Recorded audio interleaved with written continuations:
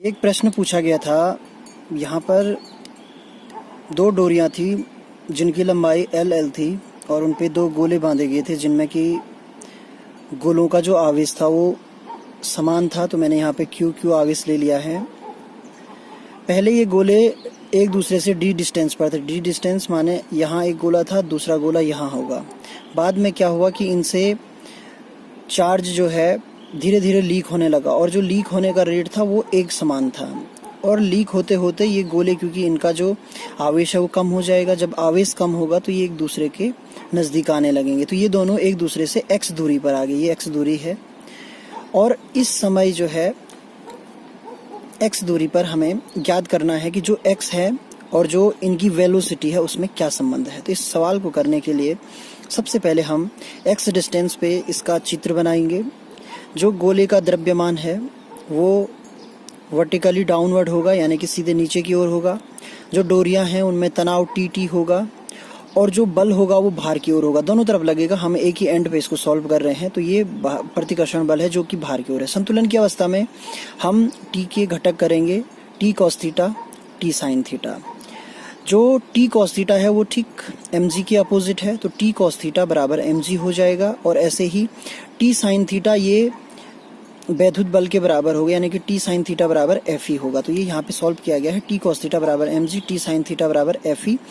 और फिर F E की जो वैल्यू होगी यहाँ पे हम 1/4 pi epsilon naught q q upon x square, ये डिस्टेंस है इनके बीच की, तो मैंने यहाँ पे के ले लिया है सॉल्व करने के लिए। तो एफ इज इक्वल्स टू के क्यू स्क्वायर, यानी कि Q square upon x square. फिर यहाँ पे इन दो इक्वेशन को हम क्या करेंगे, डिवाइड कर देंगे। तो ये वाली जो सेकंड इक्वेशन है इससे इसको डिवाइड किया तो यहाँ पे टेन थीटा आया। Tan theta is equals to, ये सॉल्व करके ये आ गया। उसके पश्चात टेन थीटा का मान निकालना है। टेन थीटा का मान हम किसी भी एक त्रिभुज में, ये जो त्रिभुज है ये समकोण त्रिभुज है, समकोण त्रिभुज में ये वाली भुजा हमें सबसे पहले चाहिए, यानी कि हमें सबसे पहले इसका आधार चाहिए। ये लंब है तो आधार निकालने के लिए मैंने पाइथागोरस प्रमेय का प्रयोग किया, जो कि सीधे यहाँ पे लिखा है। ये हो जाएगा एल स्क्वायर माइनस और x/2, क्योंकि ये आधी दूरी जो है x/2 है तो ये वैल्यू यहाँ पे रखा है। टेन थीटा बराबर ये लिखा है x/2, यानी x/2 का मतलब लंब बटे आधार, आधार का मतलब under root L square minus x/2 का होल स्क्वायर। इसको सॉल्व किया, ये सॉल्व करने के बाद ये आया। फिर यहाँ पे कंडीशन लगानी है।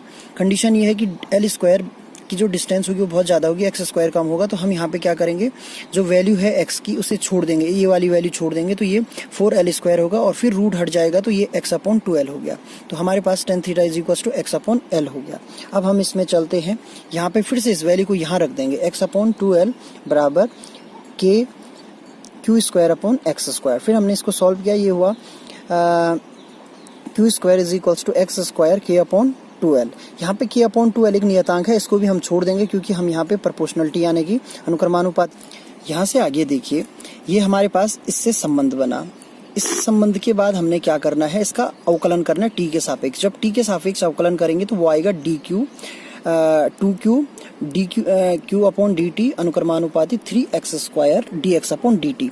यहाँ पे क्या कहा गया है कि जो आवेश का लीक होना है वो एक मतलब नियत एक समान हो रहा है। तो एक समान होने का मतलब है D q upon d T बराबर नियतांक। तो इसको नियतांक यानी इसको छोड़ देंगे। अब 3/2 भी आएगा इसमें, तो उसको भी हम छोड़ देंगे क्योंकि वो भी नियतांक है, फिक्स है।